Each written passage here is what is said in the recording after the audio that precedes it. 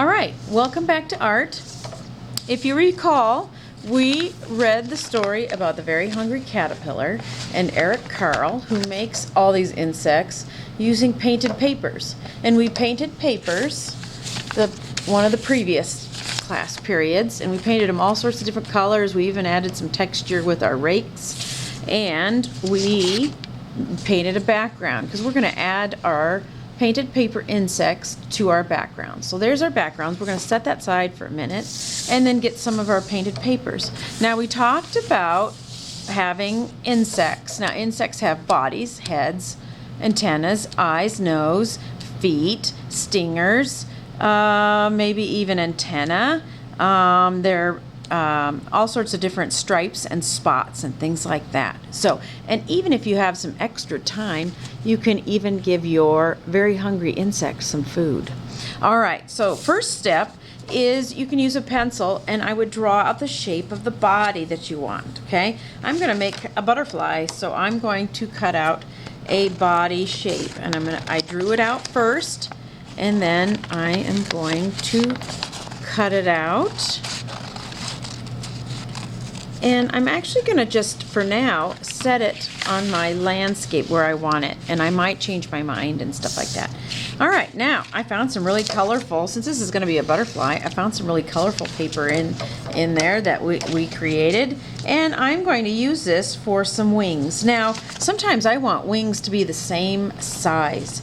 So what I would do is I would fold the paper in half like this, and we're going to create a symmetrical wing. So I'm going to just draw half a wing right here on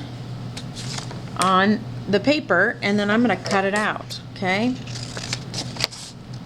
I drew a line, and I'm going to put that, cut along that line, and I'm actually also going to cut it on the fold. So now I've got two wings the same size. There we go. And I'm going to be putting that on my butterfly. Now I can also add some other little things like antenna. And so I'm just going to go ahead and cut out some nice antenna that I can add to my butterfly. But I think he needs a head. So I also think I will do that. I'm going to cut out a couple antennas, but now I've decided he needs some kind of a head. So I'm going to use this paper here. I'm going to draw out a head shape and cut it out like so. And there's his head. There's his body. There's his antenna. I got two antenna. At some point I'm going to start adding and starting to add all those things. Then I might even start gluing it down at any time if I've kind of got it decided where it's supposed to go. I decided also I would give him some legs. Butterflies do have legs as well as wings. So I'm going to do that. I'm going to give this cute guy some wings.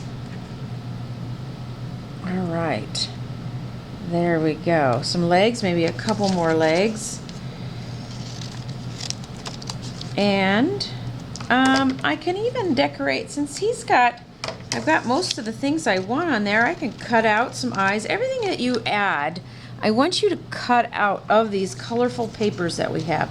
So if you've got I can make a little tiny eyeball out of this green paper.